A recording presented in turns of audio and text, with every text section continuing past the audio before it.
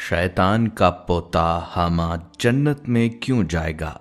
शैतान की बीवी का नाम ऐसा खतरनाक क्यों? बिस्मिल्लाहिर्रहमानिर्रहीम। अस्सलामुअलैकुम। प्यारे दोस्तों, शैतान सिर्फ एक मखलूक नहीं बल्कि इंसान का असली दुश्मन है। ऐसा दुश्मन जो न थकता है, न सोता है, न बाज आता है। बल्कि शैतान हमारा वो दुश्मन है जिसने बाकायदा कसम खा रखी है कि वो हमें सीधे रास्ते से हटाकर ही दम लेगा।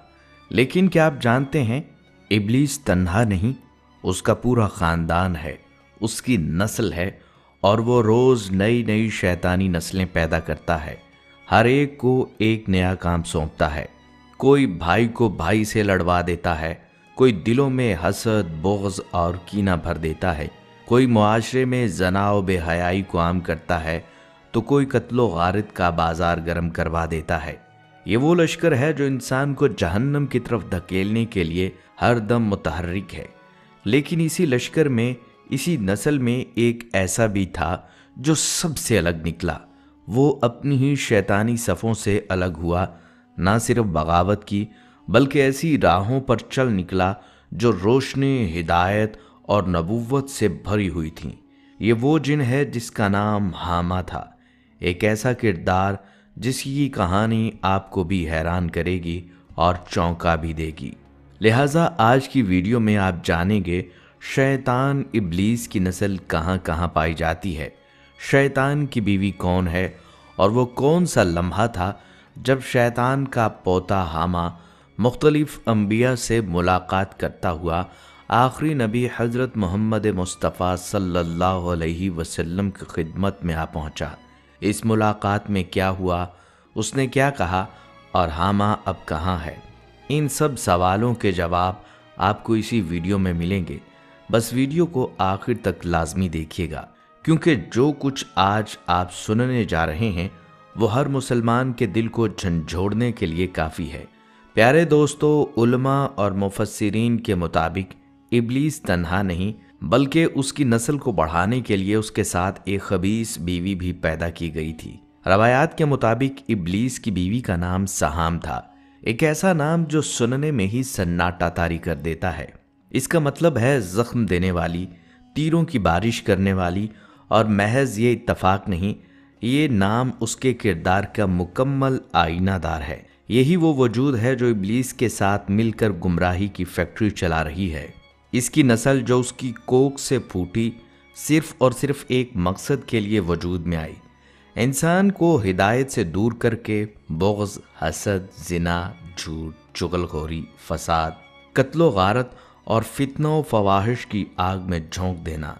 ये औरत सिर्फ एक जिननी नहीं बल्कि गुमराही की जड़ है। एक ऐसी माँ जिसकी औलाद ने ज़मानों को उजाड़ा, मुआशरों को तोड़ा, दिलों को जलाया और कौमों को खून में नहलाया।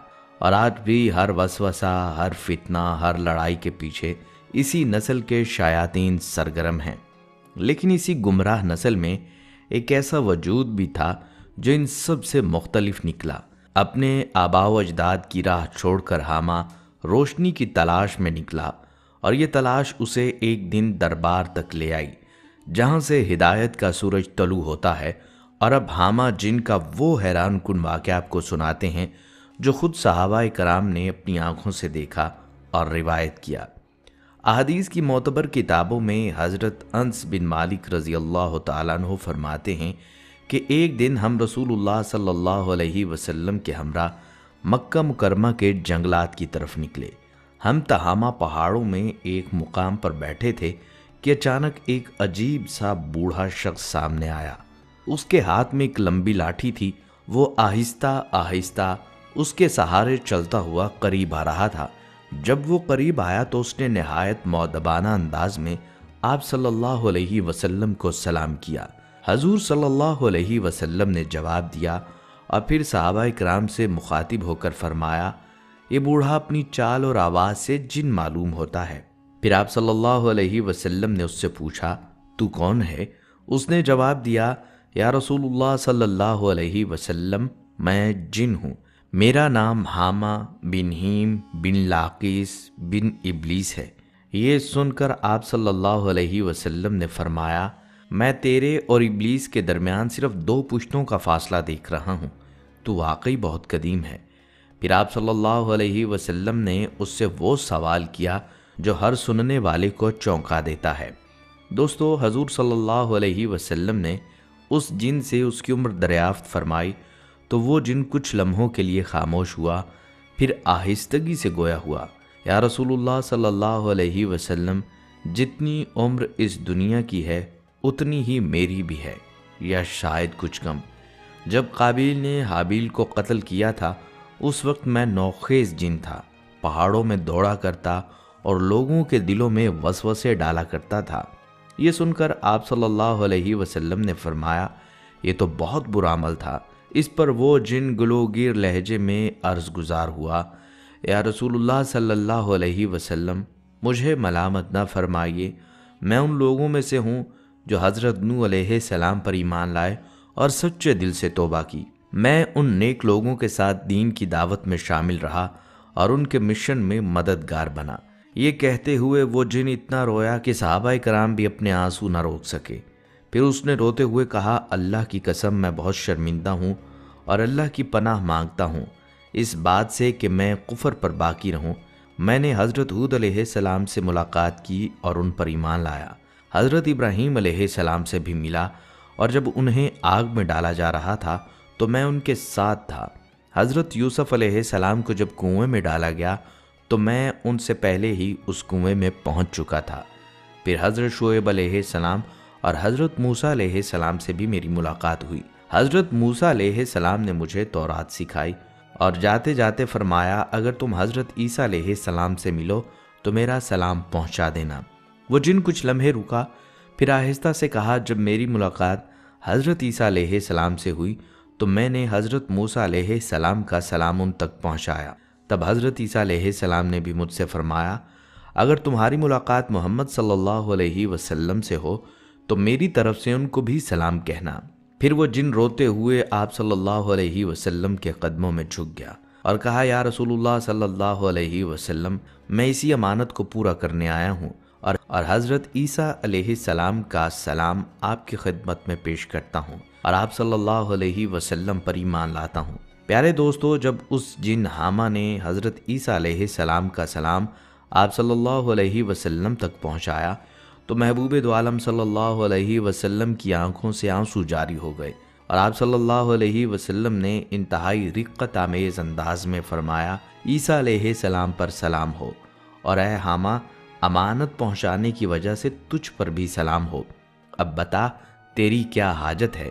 حامہ نے ادب و نیاز کے ساتھ عرض کیا، یا رسول اللہ صلی اللہ علیہ وسلم، حضرت موسیٰ علیہ السلام نے مجھے تورات سکھائی تھی، حضرت عیسیٰ علیہ السلام نے انجیل سکھائی تھی، اب میں چاہتا ہوں کہ آپ مجھے قرآن سکھا دیں۔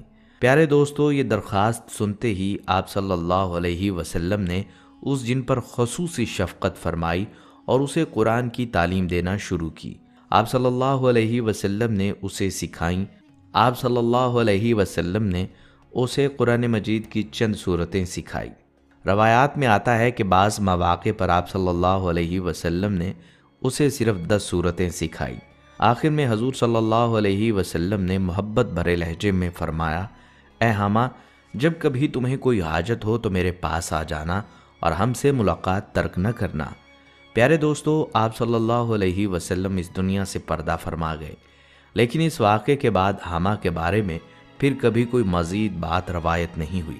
نہ یہ معلوم ہو سکا کہ وہ جن جو صدیوں پرانا تھا، جو انبیاء کرام کی صحبت پا چکا تھا، جس نے قرآن مجید کی تعلیم نبی آخر الزمان صلی اللہ علیہ وسلم سے حاصل کی تھی، آج وہ کہاں ہے؟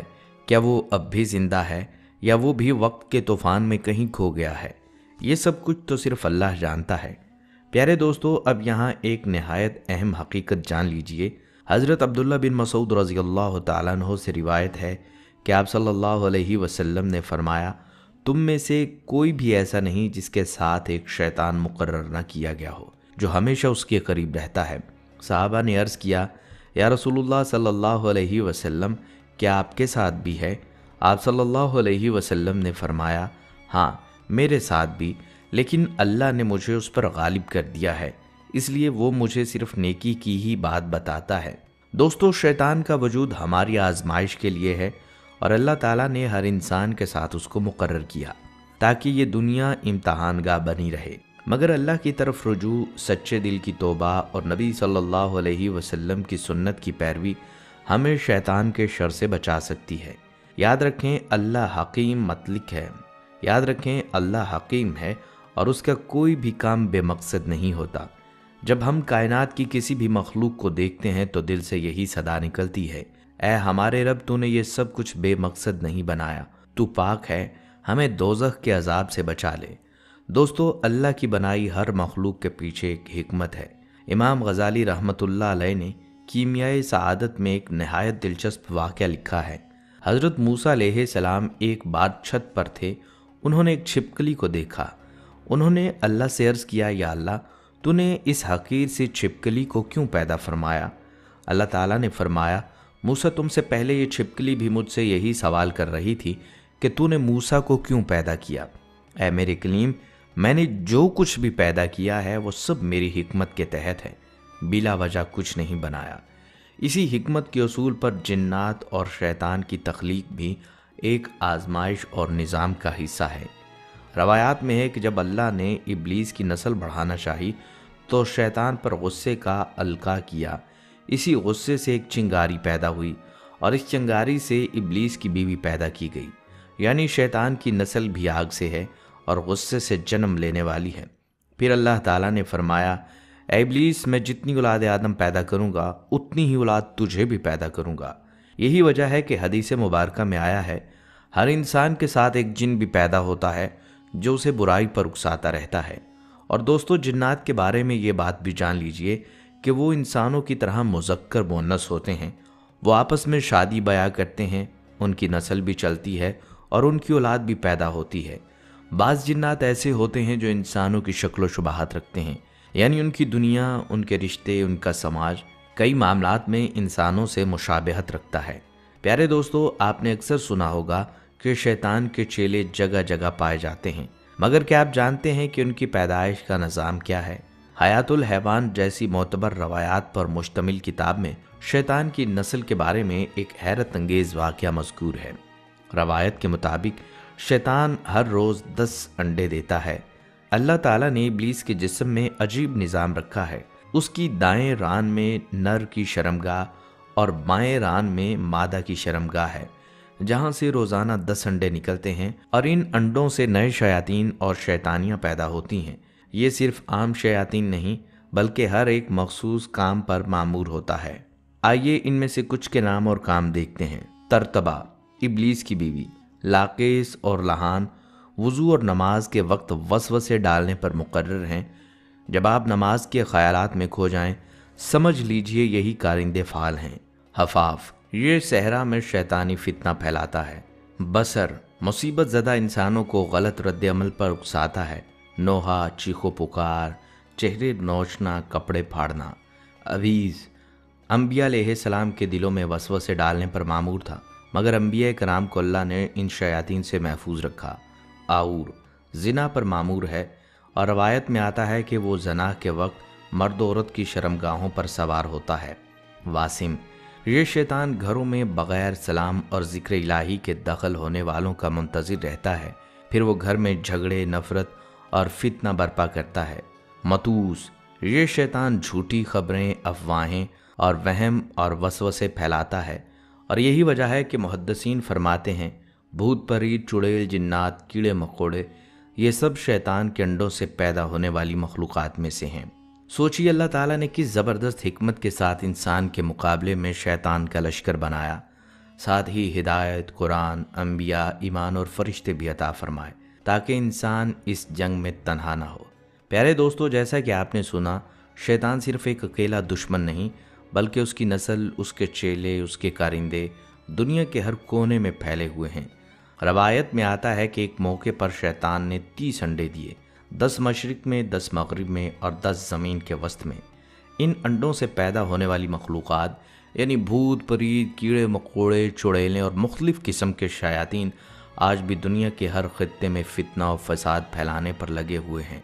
मगर यहाँ एक बहुत अहम बात ज़हन में रखनी चाहिए। मोहम्मद बिन क़ाब रहमतुल्लाह अलैह से रिवायत है جن اور شیاطین اصل کے اعتبار سے ایک ہی مخلوق ہیں، لیکن جو ایمان لائے وہ جن کہلائے، اور جو کفر اور شرارت پر قائم رہے وہی شیطان کے نام سے یاد کیا جاتا ہے۔ ناظرین، اگر آج ہم اپنی سوسائٹی پر نظر ڈالیں تو ہمیں صاف دکھائی دیتا ہے کہ شیطان نے جدید ہتھیاروں سے لیس ہو کر خاص طور پر نوجوانوں کو نشانے پر لیا ہوا ہے۔ وہ اسکولوں، کالجوں، یونیورسٹیوں میں نوجوانوں کے دلوں میں وسوسے ڈالتا ہے۔ صرف دیکھنے میں کیا ہمدرد ہے، ہمدردی کوئی جرم نہیں، بات چیت مانا تھوڑی ہے، یہ جدید دور ہے، تھوڑا تو ماڈرن بنو۔ یہ سب چھوٹے چھوٹے وسوسے ہوتے ہیں، آہستہ آہستہ ایک جال بنتے ہیں، پھر ملاقاتیں، بات چیت، ایس ایم ایس، پھر دکھاوا، فیشن، فری اسٹیٹس، اور نوبت اس مقام تک پہنچتی ہے کہ یا تو انسان زنا کے قریب پہنچ جاتا ہے یا پھر اپنے والدین کی ناراضگی، تعلیم سے غفلت اور کیریئر کی تباہی کی راہ اختیار کرتا ہے، چاہے انجام نکاح ہو یا کچھ اور۔ شیطان کو اپنی کامیابی مل جاتی ہے کیونکہ وہ انسان کو اللہ کی رضا، حیا، پاکیزگی اور سچائی سے محروم کر دیتا ہے۔ یہی شیطان کا اصل ہدف ہے، انسان کے دل کو آلودہ کرنا، نیت کو دھندلا دینا اور اللہ کی بندگی کو خواہشات کی غلامی میں بدل دینا۔ ایک مرتبہ ایک نوجوان نے مجھ سے سوال کیا، سر میں اپنی کلاس فیلو سے شدید محبت کرتا ہوں، میرا مقصد صرف اور صرف نکاح ہے، کوئی غلط نیت نہیں ہے، کیا مجھے اس سے بات کرنے کی اجازت ہے تاکہ میں اپنے دل کا حال سنا سکوں؟ میں نے نرمی سے جواب دیا، اگر نیت نیک ہے تو طریقہ بھی نیک ہونا چاہیے۔ اسلام نے ایک ہی راستہ بتایا ہے، بزرگوں اور معتبر واسطوں کے ذریعے رشتہ طے کرنا۔ اس نوجوان نے کہا، ابھی وہ پڑھ رہی ہے، اس وقت اس کے گھر والوں کے ذریعے بات ممکن نہیں۔ میں نے کہا، تو کیا ہوا؟ نکاح کی عمر تمہاری بھی ہے، اس کی بھی ہے، اگر نیت سچی ہے تو رشتہ طے کر لو، نکاح بعد میں بھی ہو سکتا ہے، لیکن براہ راست بات چیت نہیں۔ یہ وہ دروازہ ہے جہاں شیطان تمہارا منتظر ہے۔ میں اسے سمجھاتا رہا، براہ راست بات چیت میں بہت سی خرابیاں چھپی ہوتی ہیں جنہیں تم آج دیکھ نہیں سکتے۔ شیطان ہر قدم پر تمہیں تسلی دیتا رہے گا اور تمہیں لگے گا یہ تو محبت کے نام پر جائز ہے، لیکن وہ نہ مانا اور مجھ سے ہی تعلق توڑ دیا۔ دوستو، شیطان ہر مزاج کے بندے کے لیے ایک الگ پھندا رکھتا ہے، محبت ہو یا دولت، حسد ہو یا شہوت، غصہ ہو یا شہرت، ہر چیز کا ایک وسوسہ موجود ہے۔ بعض لوگ یہ سوچ کر پریشان ہو جاتے ہیں، اگر شیطان اتنا چالاک ہے، اتنے راستے جانتا ہے تو ہم اس سے بچ کیسے سکتے ہیں؟ کیا ہم مجبور ہیں؟ نہیں دوستو، قرآن نے بالکل واضح کیا ہے، شیطان کا زور صرف ان پر ہے جو اسے اپنا سرپرست بناتے ہیں۔ شیطان صرف وسوسہ ڈالتا ہے، زبردستی نہیں کرتا، فیصلہ ہمارا اپنا ہوتا ہے، اور روز قیامت شیطان کہے گا، مجھے ملامت نہ کرو، خود کو ملامت کرو۔ تو بچنے کا راستہ کیا ہے؟ ہر کام سے پہلے خود پوچھیں، کیا یہ عمل قرآن و سنت کے مطابق ہے؟ جو عمل شک میں ڈالے اسے ترک کر دیں، صالح محبت اختیار کریں، قرآن کا فہم حاصل کریں، اپنے نفس کو پہچانیں اور قابو پائیں، اور سب سے بڑھ کر اللہ سے مسلسل دعا کریں کہ وہ ہمیں شیطان کے جال سے محفوظ رکھے۔ یاد رکھیں، یہ جنگ آسان نہیں، لیکن اگر ابتدا میں ہی ہتھیار ڈال دیے تو سمجھ لیجئے ہم نے اپنی زندگی شیطان کے سپرد کر دی۔ دوستو، شیطان کا سب سے بڑا ہنر یہ ہے کہ وہ اپنے ہونے کا احساس تک نہیں ہونے دیتا۔ وہ چپکے سے آتا ہے، آہستہ سے وسوسہ ڈالتا ہے اور دل میں ایک جملہ چھوڑ دیتا ہے، بس آج کے لیے چھوڑ دو، کل سے صحیح کر لینا۔ یہی اس کی چال ہے، وہ جلدی نہیں کرتا، وہ صرف بیج بوتا ہے اور پھر انسان کی غفلت پانی بن کر اس بیج کو سینچتی رہتی ہے۔ نبی صلی اللہ علیہ وسلم نے فرمایا، شیطان انسان کی رگوں میں خون کی طرح دوڑتا ہے، یعنی وہ ہمارے اندر اتنی خاموشی سے داخل ہو جاتا ہے کہ ہمیں محسوس تک نہیں ہوتا۔ ایک اور موقع پر آپ صلی اللہ علیہ وسلم نے فرمایا، شیطان انسان کے دل کے قریب بیٹھا رہتا ہے، جب اللہ کا ذکر کیا جائے تو وہ دور بھاگ جاتا ہے، اور جب اللہ کا ذکر نہ ہو تو وہ دل پر قبضہ کر لیتا ہے۔ یہی وجہ ہے کہ بعض اوقات جانتے بوجھتے ہوئے بھی غلطی کرتے ہیں، دل کہتا ہے یہ ٹھیک نہیں، لیکن پھر ہم وسوسوں کا شکار ہو جاتے ہیں۔ شیطان کا ایک حربہ یہ بھی ہے کہ وہ گناہ کو معمولی بنا دیتا ہے۔ وہ کہتا ہے بس ایک دفعہ ہی تو ہے، ہر کوئی تو کر رہا ہے، تم فرشتہ تو نہیں۔ پھر جب گناہ ہو جاتا ہے تو وہ انسان کو شرمندگی سے اس قدر دباؤ میں لے آتا ہے کہ انسان نیکی سے بھی دور ہو جاتا ہے۔ کہتا ہے اب کیا فائدہ، اب تو تم بہت گر چکے ہو، یعنی پہلے ورغلاتا ہے، پھر شرمندہ کر کے اللہ سے دور کرتا ہے۔ لیکن دوستو، اللہ کے رسول صلی اللہ علیہ وسلم نے ہمیں امید دی ہے۔ آپ صلی اللہ علیہ وسلم نے فرمایا، جو شخص सच्चे दिल से तौबा करे अल्लाह उसके तमाम गुनाहों को बख्श देता है, चाहे वो समंदर की झाग के बराबर क्यों ना हो। और आप सल्लल्लाहु अलैहि वसल्लम ने ये भी फरमाया, अगर तुम गुनाह ना करो तो अल्लाह ऐसी मखलूक पैदा करता है जो गुनाह करे और फिर तौबा करे ताकि अल्लाह उन पर रहम करे। ये है रब की रहमत। याद रखिए, शैतान सिर्फ उन पर हमला करता है जिनमें खैर के आसार होते हैं। जो पहले ही गुमराह हो चुके हों उनकी तरफ वो पलट कर भी नहीं देखता। इसलिए अगर आपको लगता है कि शैतान आपसे मुसलसल उलझ रहा है तो इस बात की इलामत है कि आप अल्लाह की राह पर चलना चाहते हैं। दोस्तों, शैतान सिर्फ जिना, चोरी और कत्ल जैसे बड़े गुनाहों की तरफ नहीं बुलाता। उसका कमाल ये है कि वो आपको छोटे छोटे कामों से शुरू करवाता है। नमाज को कुछ देर से पढ़ो, फिर कज़ा करो, फिर छोड़ दो। वालिदैन की बात पर हल्की सी नाराज़गी, फिर चीख कर बात करना, फिर नाफरमानी। रिस्क में थोड़ी सी मिलावट, फिर पूरा धोखा। देखते ही देखते इंसान के दिल का रंग बदल जाता है और वो समझता है कि वो ठीक है। नबी सल्लल्लाहु अलैहि वसल्लम ने फरमाया, जिसके दिल में रत्ती बराबर भी तकब्बर होगा वो जन्नत में दाखिल नहीं होगा। और तकब्बर भी शैतान की एक खामोश साजिश है, इंसान को खुद पसंद बना देता है। और हाँ, शैतान का एक और बड़ा हथियार है हसद। आप सल्लल्लाहु अलैहि वसल्लम ने फरमाया, हसद नेकियों को इस तरह खा जाता है जैसे आग लकड़ी को जला देती है। शैतान चाहता है कि भाई भाई से, दोस्त दोस्त से जलने लगे, रिश्ते टूट जाएं, दिलों में नफ़रतें भर जाएं। तो अब सवाल ये है कि हम क्या करें। तो दोस्तों, सबसे पहले ये तस्लीम करें कि हम इंसान हैं, हमसे गलतियां होती हैं और शैतान हम पर असरअंदाज होता है। लेकिन इसके बाद हमें चाहिए कि हम अपने दिल का जायज़ा लें, कुरान मजीद पढ़ें, सीरत नबी सल्लल्लाहु अलैहि वसल्लम को समझें, अच्छे लोगों की सोहबत इख्तियार करें, रात को सोने से पहले दिन भर के अमाल पर नज़र डालें कि कहाँ शैतान कामयाब हुआ और अगली सुबह नए अज़म के साथ उठें। याद रखें, शैतान का सबसे बड़ा वार तब होता है जब हम हथियार डाल देते हैं। इसलिए अगर आप किसी गुनाह में मुब्तला हैं, किसी गलत आदत का शिकार हो चुके हैं, तो अभी इसी लम्हे अल्लाह से एक सादा सी दिल से निकली दुआ मांगे, या अल्लाह मुझे मेरी कमज़ोरियों से निकाल दे, मुझे अपने करीब कर ले और मुझे शैतान के हर वार से महफूज फरमा दे। क्या पता आपकी यही दुआ अल्लाह को इतनी पसंद आए कि वो आपकी ज़िंदगी बदल दे। दोस्तों, ये दुनिया आर्जी जगह है, यहाँ का हर लम्हा आजमाइश है। शैतान हर मोड़ पर छुपा बैठा है, लेकिन अगर हमने अल्लाह को अपना बना लिया तो शैतान खुद हमारे सामने बेबस हो जाएगा। दोस्तों, अगर आपको ये वीडियो पसंद आई है और इसने आपके दिल को हिलाया है तो इसे लाइक कीजिए और बाकी दोस्तों के साथ भी इसको शेयर कीजिए। अगली वीडियो तक के लिए इजाज़त दीजिए। अल्लाह हाफिज़।